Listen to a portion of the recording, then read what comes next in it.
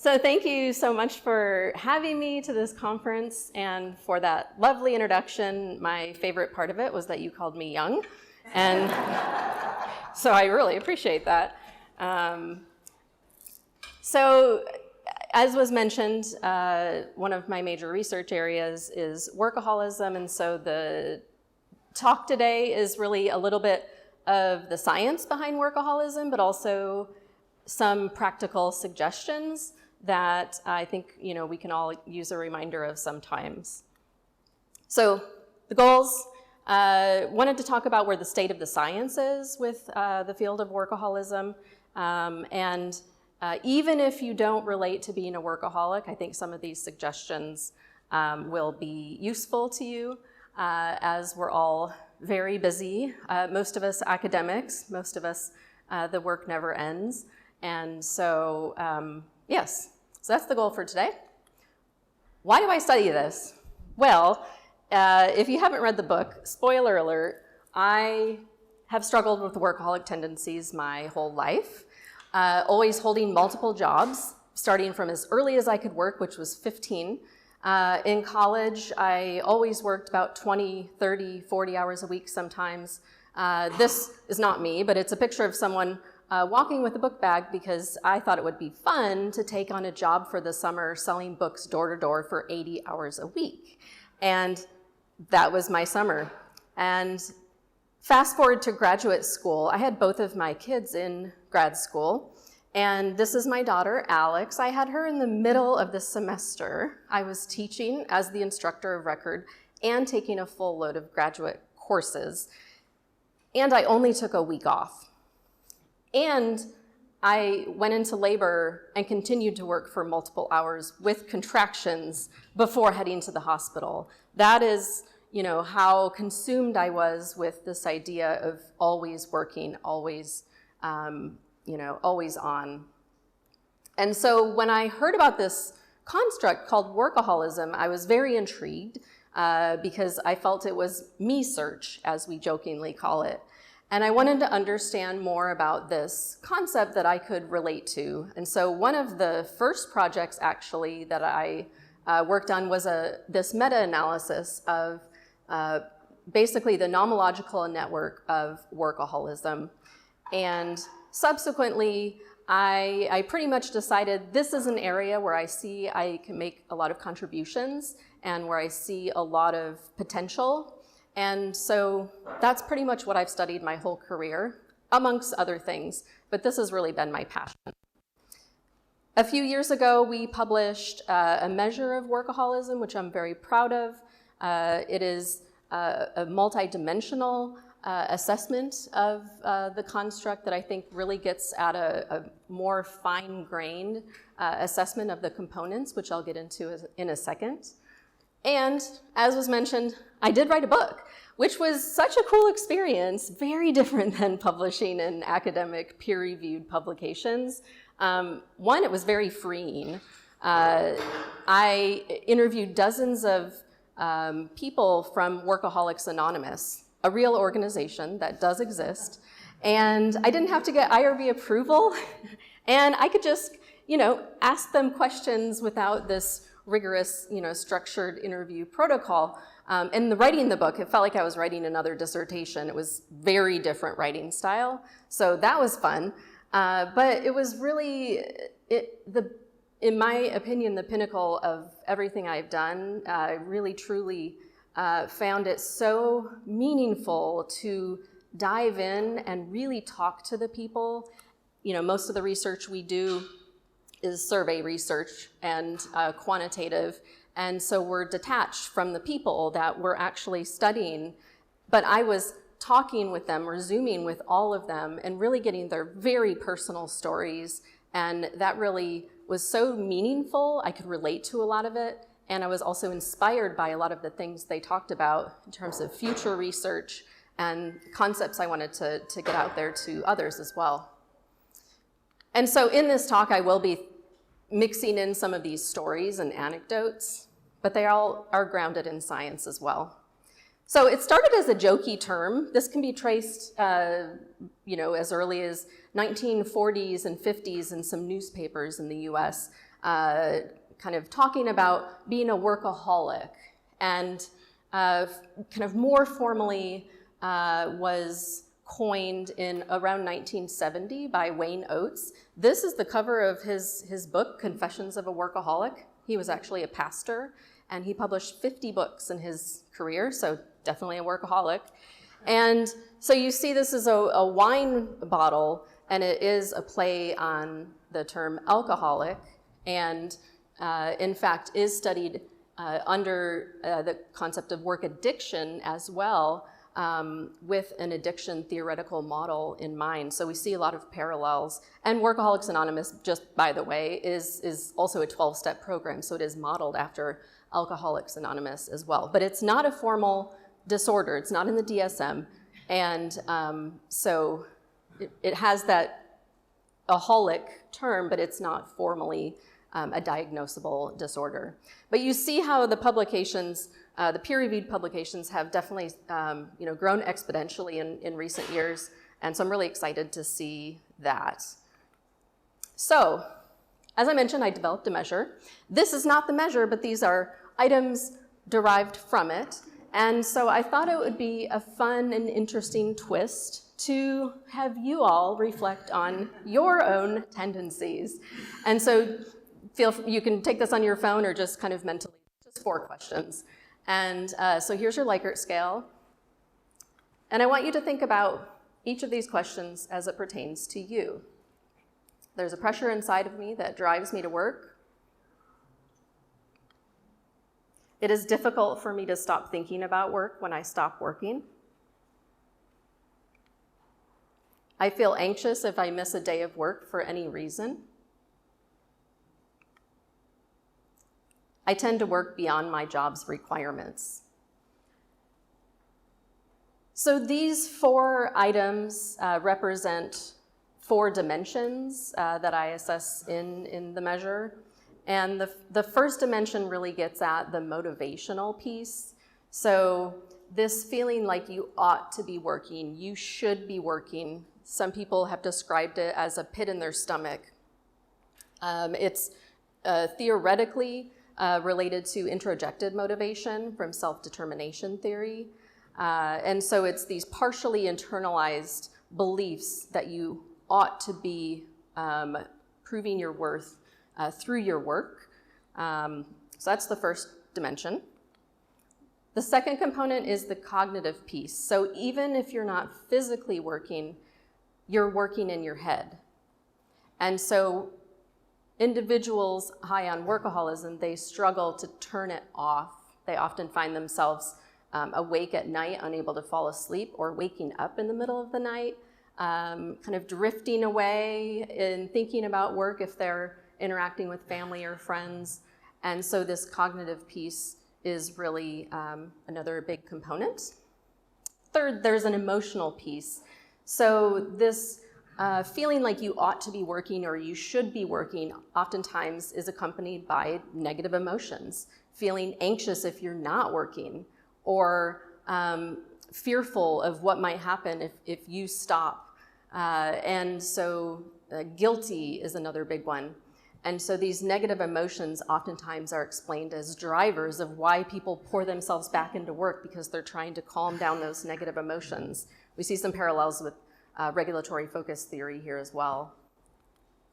And finally, we have the behavioral component. So it's not all hours worked, they're correlated, of course, but it's not the whole picture, because workaholism is not just working excessively, it's also working compulsively, and that's where those initial dimensions are coming from.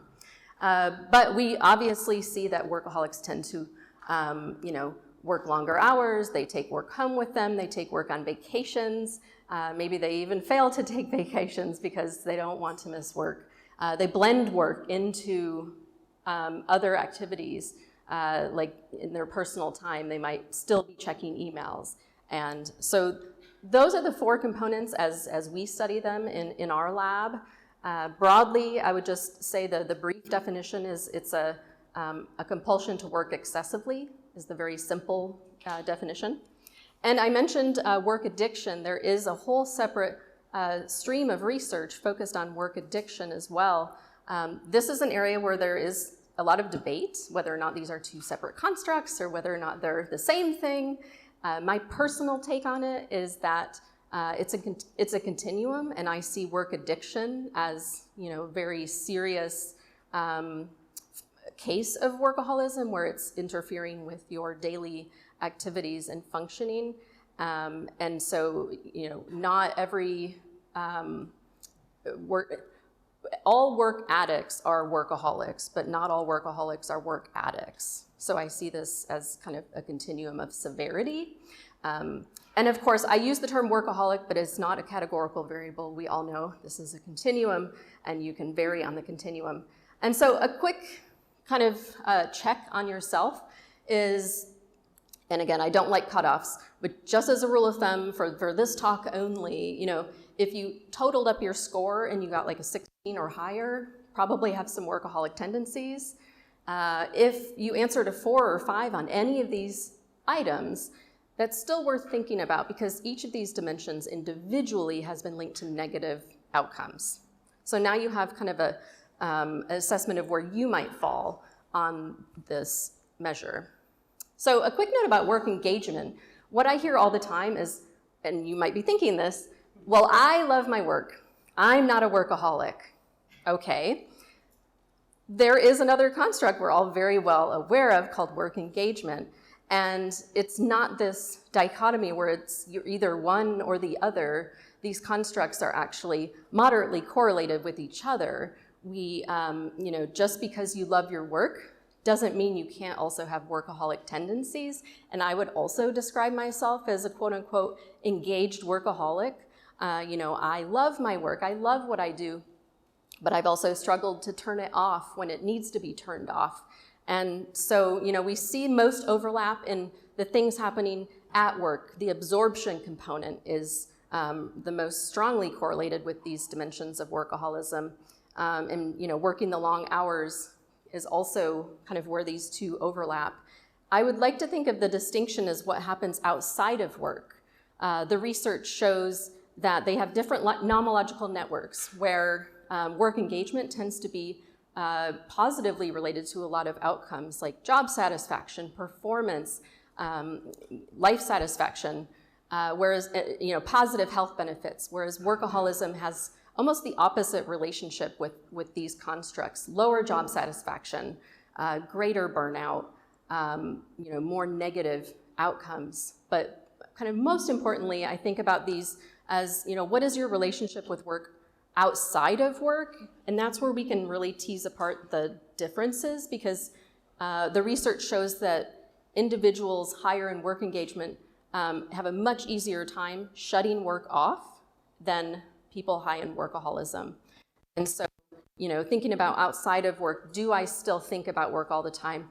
Do I feel guilty that I'm not working? Those are qualities that are much more characteristic of workaholism. So it's lovely to see the advances in the scholarly work in this area. I will say the initial work was not the highest quality, in my opinion. It was all cross-sectional. The initial measures from decades ago, they weren't really validated in the way we validate measures now. So they really had reliability, validity issues. And so with better measurement that came, we are more precisely able to understand the construct, but also we have much better methodologies. And so not just cross-sectional work anymore, we see more longitudinal work, we see experience sampling studies, we see more advanced analytical modeling, like structural equation modeling or latent profile analyses. And we also see more objective assessments, particularly of the health impacts of workaholism. So this is just one example study where they were looking at, it was an experience sampling study of with in-person variation in blood pressure, emotional exhaustion, and sleep disturbances. And so we see really a progression in terms of the quality of the work. And so we're really, I would think a much more valid and respected area of research than, maybe even a decade ago. Okay, so just some big picture so I know not everyone is familiar with this construct, and so I wanted to let you know the state of the science. So workaholism does have some dispositional characteristics, and so not surprisingly, it's been examined in relation to different personality characteristics, things like perfectionism, type A personality, conscientiousness, neuroticism, negative affect. Those are all constructs that show positive relationships with workaholism.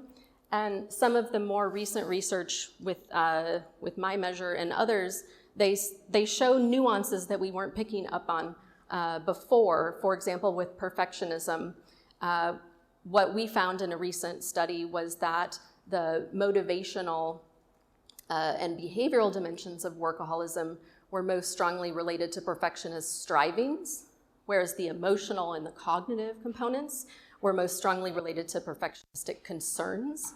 And so we're getting at these nuanced understandings of the relationship between these constructs.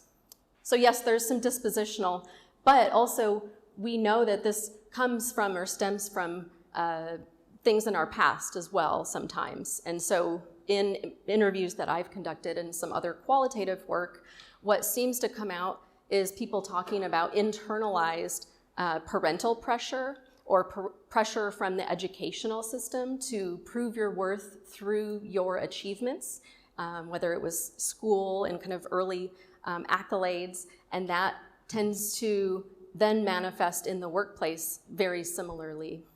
People also in the interviews that I've conducted, many talked about like financial trauma as a child, and so there is some component of that, but really it's been limited to just a handful of qualitative studies at this point. We also have society, going back to Protestant work ethic and the idea that missing work was just as serious, if not more, than missing church, and the ideal worker norms where the best workers are the ones that are available 24/7 and prioritize work above everything else. Those cultural expectations all are wrapped up in this partially internalized pressure that oftentimes workaholics report. And then modern day hustle culture, we still hear this. And it's kind of a pendulum. I see it going back and forth. With COVID, I saw not for the first time ever, but I saw renewed attention on employee mental health and work-life balance. And then I just feel like it's swung the opposite direction now, and we have the return to work mandates and much less discussion of this idea of having a balance, and we see hustle culture glorified from certain business people as well, which doesn't help. And then we have the work environment where the norms and the culture and the climate of the organization might reward workaholic behavior and exacerbate some of these tendencies that we have. Workaholics are probably drawn to these environments. We have person-organization fit, right? ASA model. And so it's kind of like chicken or the egg. I think it's a person-situation interaction is what's going on here. And so some of the more recent work that we've done, and my recently graduated student, his dissertation focused on organizational climate and how that over the course of, so this is with newcomers to organizations, tracking them over the first few months, and he found some evidence of increases in workaholism over the course of those first 3 months, depending on some other things, particularly stressor appraisal. He had a lot of complicated analyses in his paper. But so some really interesting things that we're looking at right now. What are the downstream effects of workaholism? Well, as I mentioned, it's pretty universally negative, and the recent work is not just cross-sectional. We're seeing, physical health indicators, cardiovascular risk, high blood pressure. We're seeing with actographs and other monitors, sleep disturbances, sleep issues. We even have some research showing links to inflammation. And on the psychological side, we see increased depressive symptoms, anxiety, this is studied a little bit more in the work addiction literature, which makes sense.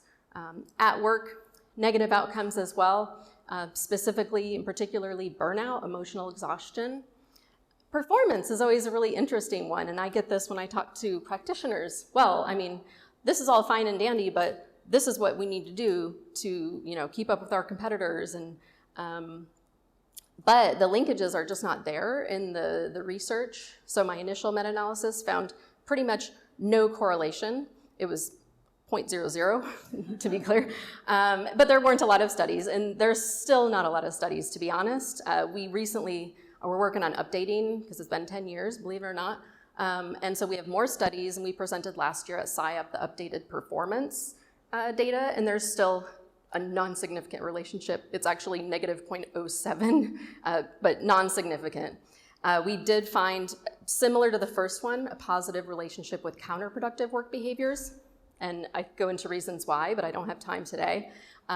Interestingly, in this revised one, we did find a positive relationship with organizational citizenship behaviors as well.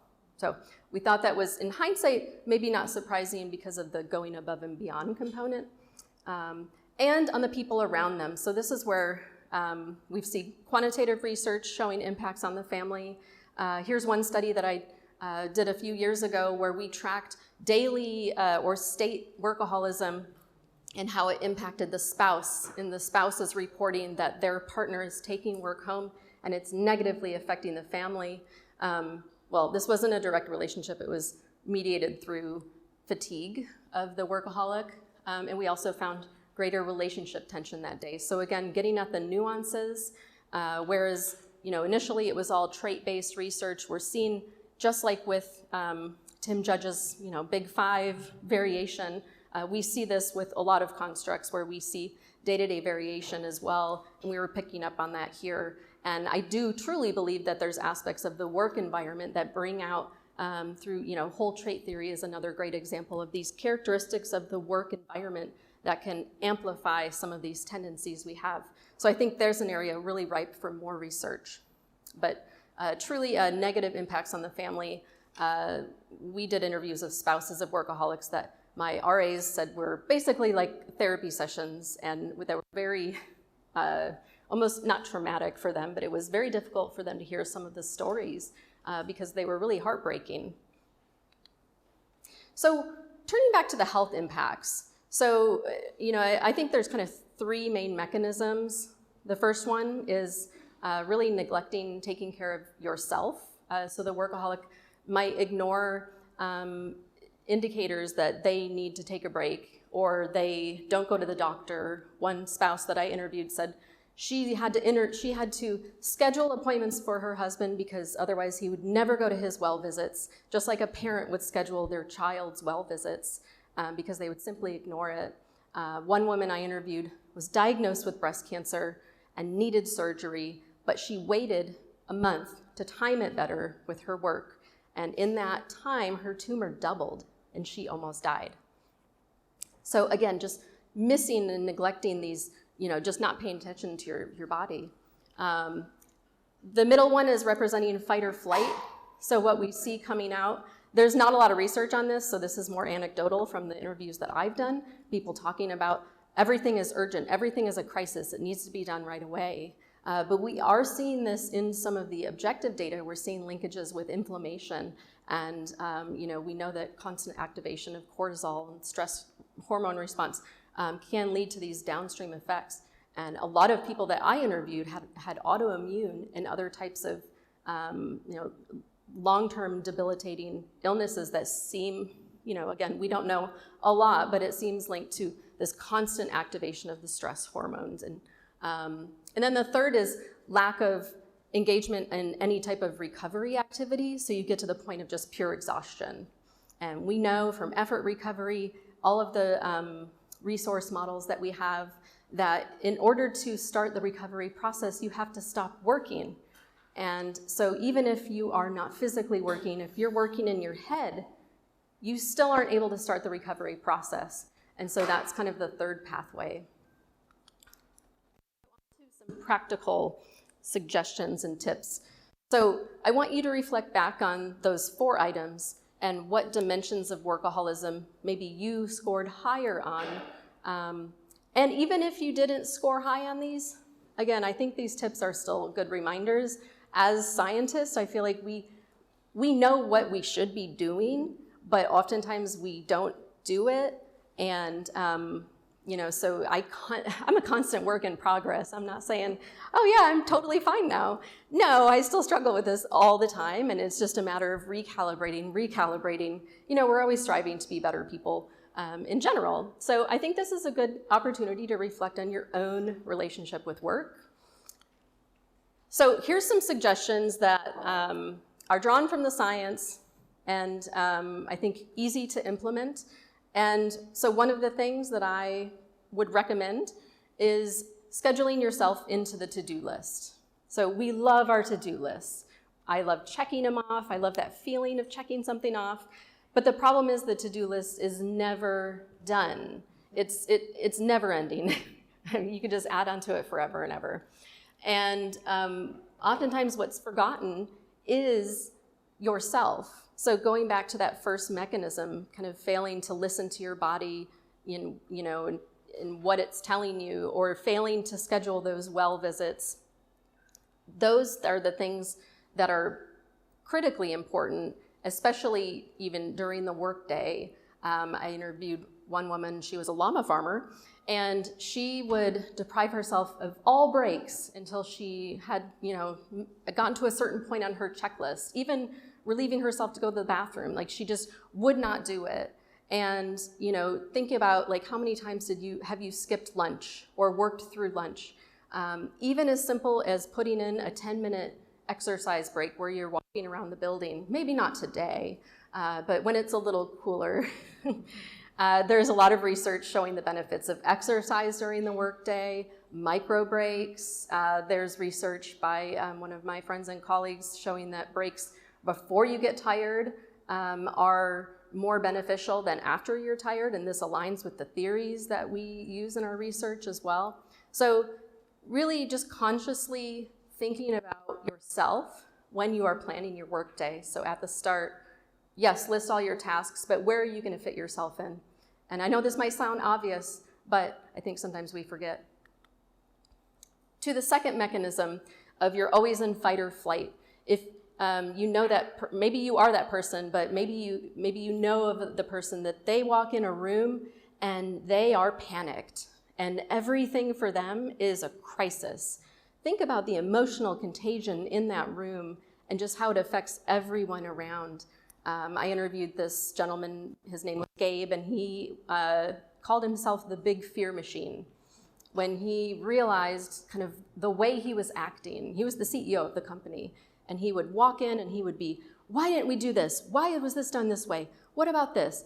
And everyone became frantic. And what happens is everyone's focusing on that problem.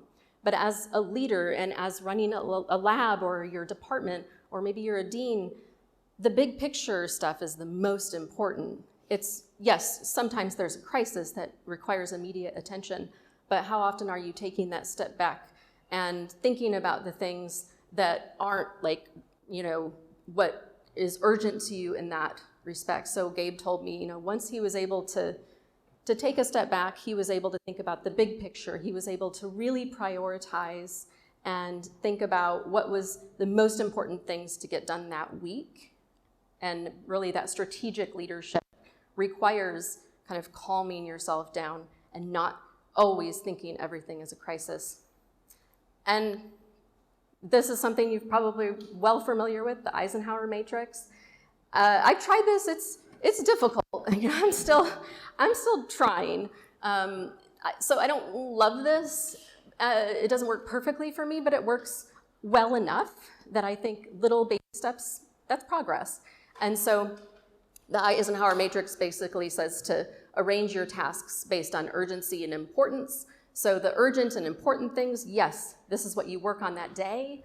But then you can also schedule the things that they are important, but they're not urgent. So just simply scheduling that, that's, goal setting theory, very effective as well to kind of take your cognitive energy away from that. because you know you have a plan. Delegate it. Delegate to your RAs, delegate to your students. This is actually great for their development as well. Or eliminate it. When I interviewed Adam Grant for the book, he said he uses this a lot. You know, he thinks about his priorities and he ranks them, and if it doesn't fit into his top 3, then he declines. Because there's no way you can fit everything in. You have to be selective of what you choose to do. And some things are just no's. And the third thing, tacking onto the third mechanism, is embrace and prioritize rest and recovery. I'm a huge fan of Sabine Sonnentag and her work on all the recovery strategies. And I think it's so important. And there's been some great research on its effectiveness for just in general, but also workaholism specifically. Just taking a couple examples. So mindfulness, we have a study that we're writing up right now where it was a brief mindfulness intervention, and then we tracked them for 2 weeks with an experience sampling study. And we found that those in the experimental group, they showed decreases, not in overall workaholism, unfortunately, but we found decreases in the motivational, and the behavioral and the cognitive dimensions, but not emotional, over the course of those, when we assessed them 4 weeks later. And we also saw it lasted even at the 6-week follow-ups, which was great. And we found that it was because they were, tracking their mindfulness each day. So it was, the mechanism was this behavioral self-monitoring. So, however, that was a group of people who signed up for a study on mindfulness. And, I think a lot of the people that I talked to, also myself, if I'm being quite honest, have a difficult time with this particular rest and recovery activity. It's hard for me. I feel like my brain is always going, and I have a hard time being idle and doing nothing. And so, I think with every rest and recovery activity, there's a fit component. And so one tactic that has worked well for me, and this came out in a lot of the interviews I've done, there's really not any research. We're working on a study right now looking at mastery experiences and how mastery experiences, so for those not familiar, this is engaging in an activity that's not work-related, that takes your focus and attention. So learning a new instrument or language or, learning pottery or wood making or wood carving, these types of tasks you have to really focus on. But the great thing about that is it's forcing you to psychologically detach. And so that type of recovery activity, I think, can be particularly useful for individuals that have a difficult time being idle and really struggle with some of the other recovery activities like mindfulness and meditation. So something to think about if you can relate to this at all. And of course, exercise is a good one as well. So I think really planfully integrating these strategies into your day, into your week. We have a very recently published study, not on workaholism, but on recovery activities, where we found that the earlier you can start engaging in these recovery activities after work ends, the better. So we did a latent profile analysis where we call this profile like early and steady recovery. And so thinking about your evenings, not waiting until right before bed, but also how can you, start this as soon as possible. I know it's difficult, especially if you have young kids. But small baby steps is still progress. A couple other points I want to make. I don't know if you've heard of Parkinson's law, that work expands to fit the time that is allowed. Well, I think of that when I think of technology. And so this is our 9 to 5 day. If we all had that, that'd be great. I don't know about you, but I don't. We don't like clock in and clock out. And with technology, now we can email and talk to people outside of those boundaries, right? And then we add in Slack and Teams and all of the messengers, and all of a sudden, your work has expanded to a much broader range than just your preset work hours. And so I think with technology, with remote work, the boundaries are blurred and the access is there. And so it's very, very critical to be extra intentional about the boundaries that you're setting and the examples that you're setting as well. Another broader factor that I personally think is really important is communication patterns. So this could be with your research team, with your staff, the people you work with, but how are you communicating with each other? And this is from a book by Leslie Perlow, Sleeping with Your Smartphone. But I just love when she talked about this cycle of responsiveness, is what she calls it. You know, we are accessible because of our technology, and so then people know we're accessible, so they reach out to us so that we feel pressure to respond, and they know we will respond, so they look for that response. And then it just, it just goes on and amplifies. And so intentional breaking of this culture of responsiveness is difficult and requires kind of constant reminders. And so boundary setting with your team, especially if you're a leader, set those ground rules, thinking about what is urgent and not urgent at a broader level, not just with yourself, but with your team. Okay, what is urgent enough for a call or a Slack message? What is important but not urgent?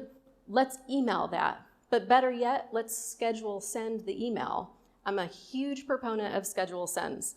That is, I think, a really easy thing we can do that doesn't put the onus on someone else to determine whether or not to respond to you. And as a leader, you can set these boundaries and you have to course correct when you see the inevitable slippage. And then you're reminding of, remember, we said in these instances, we would schedule send an email. And so I think looking at your communication patterns broadly with your team can really go a long way. And as a leader, many of you probably are leaders. You lead a lab, might lead a department. People pay more attention to what you do than what you say. And so are you practicing what you preach? If you are leaving at 5 p.m. to go to your child's football game, tell people that. Tell your students that. Let them see that. It's really important for my female students to see this role modeling that I am doing as well. I can be successful, but also family is very important to me. And so practicing what I preach, and the same thing goes for when you're communicating with people, are you setting the boundary and then immediately violating it? That's gonna send a different message, right? People are gonna say, well, okay, it doesn't really matter, we just email all the time. So really being that role model. So some final thoughts on this area of research. I do truly think that, baby steps can go a long way. We don't, take, I realize that you can't take someone who is, has a lot of workaholic tendencies and then magically kind of go to complete work-life balance. That's an impossible goal and unrealistic. Same thing goes for organizations. You can't take an organization with an overwork culture and go to a 4-day work week. I just don't think that's gonna happen. But you can reduce workaholism and overwork if you target multiple levels. And so I wanted to break apart not just individual, organizational, and cultural, but also the leader level. The leader is the most proximal influence on the followers. The team kind of processes that I've been talking about, team communication, for example. Organizational culture and norms, what is being rewarded? What is the leader saying about who's getting promoted and who's not, and the reasons that they're getting promoted or not? What are the newcomers being taught in the organization? I interviewed one woman that she was with one of the big 3 consulting firms, and they taught her on day 1 that if she needed to leave for a personal appointment, she had to leave her jacket and her purse at her desk, because that would trick them into thinking she just went to the bathroom or something. because it was unacceptable to do that during the workday. She was taught that immediately. So again, like, what are the norms? How are people socialized? Technology, I could say a lot about technology. I think one of the conversations that we're not having about AI, I hear a lot about, oh, AI can help us be more efficient, help shave off time. Okay, that's great, but I feel like organizations automatically leap on that and they say, they can be more productive. Look at all this extra stuff they do. And that is exactly going to lead to work intensification. And I think the better approach that I am trying to get the word out is that we should take that time savings and that's a perfect time for scheduling yourself into your schedule. Take that time for a micro break, take that time for a walk or a proper lunch break, right? Use that time savings for your own benefit.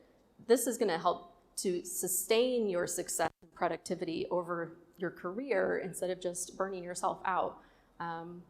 And so think about what path are you going to take and what path you would like the people that work for you to take. And finally, I'm really excited about a book that's forthcoming.